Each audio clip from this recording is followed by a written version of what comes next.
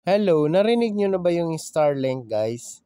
Yung Starlink guys ay nabibili sa online. So, Shopee, Lazada, basta legit seller. So, ang price dito guys is 28,000 guys ang kit. So, meron siyang kasabang kit number na yun yung isa-set up natin para uh, isa-set up yung Starlink sa inyong bahay. So, meron siyang kasamang router, dalawa, sa loob at saka sa labas. So yung outdoor router niya guys ay dito mo siya ilalagay kahit saang area basta open lang yung paglalagyan. So walang nakaharang. So available na to guys within this area of Bohol. So marami nang gumagamit ng Starlink sa Bohol. At nasubukan nila na talagang malakas ang internet connection.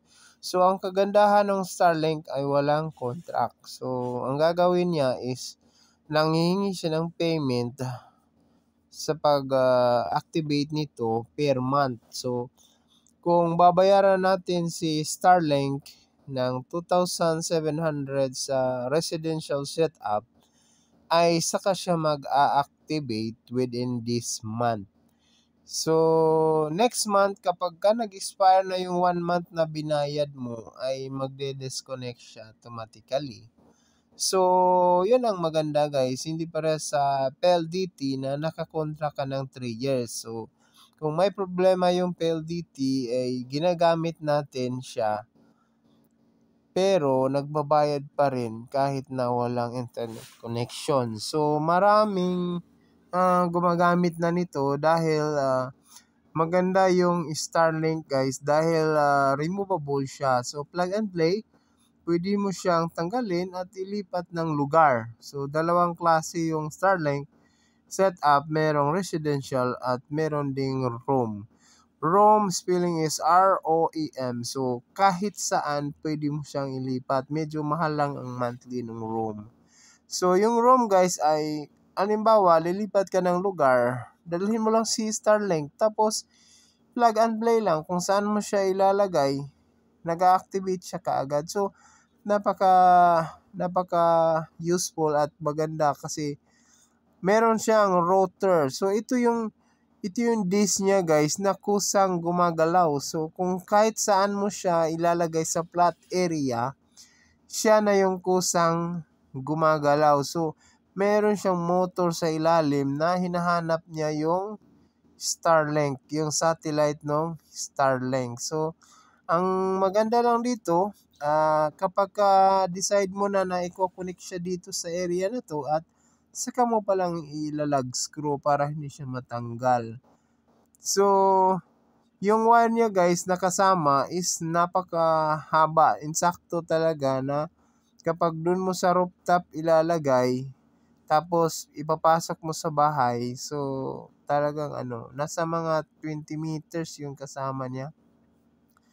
Yan, pagkatapos, isiset natin. Yan, isasaksak mo lang si router sa loob.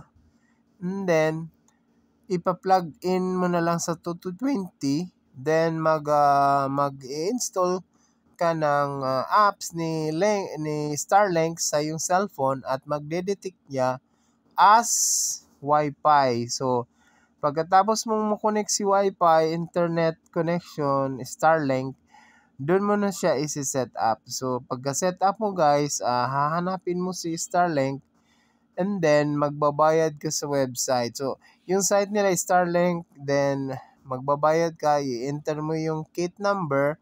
Pagkatapos, babayaran mo siya via PayMaya or mga credit card.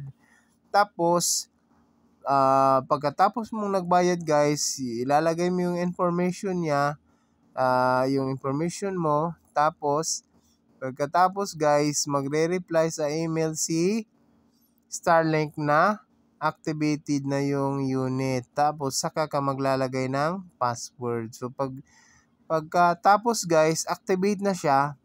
Ang kagandahan nito guys, kapag hindi mo siya babayaran next month, automatic disconnected siya. And then, kapag babayaran mo na naman, kung saan kailan ka nagbayad, dun siya na mag-start, nagbibilang until 1 month. So, yung monthly niya guys is 2,700. Dalawang setup to guys. Meron ding mas mahal yung pwedeng ilipat kahit sa anong lugar. Pero kung residential guys, yun lang yung babayaran mo. Mabilis at reliable talaga yung internet connection. Maabot siya na hanggang 400 Mbps. So, maganda siya sa mga piso wifi. So, pagka-connect mo guys, ayan na, gagana siya kaagad. So, yan ang maganda ngayon guys, Starlink. So, yung kit niya guys, nabibili sa online na nasa 28,000 guys online. Nabibili mo siya sa online. Tapos, Shopee or Lazada guys, basta legit lang yung store nila. So, Starlink Philippines or Cebu, meron silang available, or sa Tagbilaran, meron na rin. So, salamat sa panonood. Sana makatulong tong video na to para sa inyo, lalo na sa mga naghihirap sa mga internet connection na kung saan mahina yung internet connection nila. So, siguro,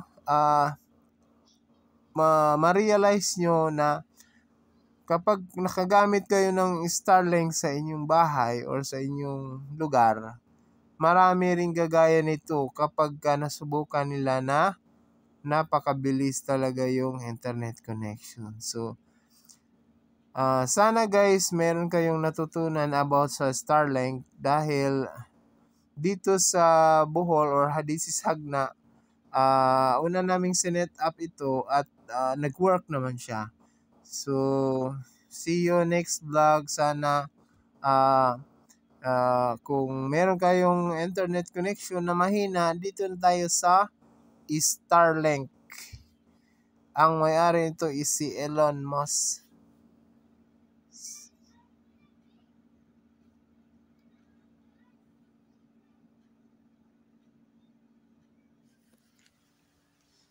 Yan lang siya guys, Ito yung indoor niya.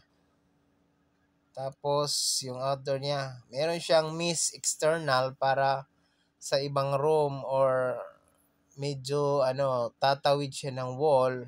Kaya meron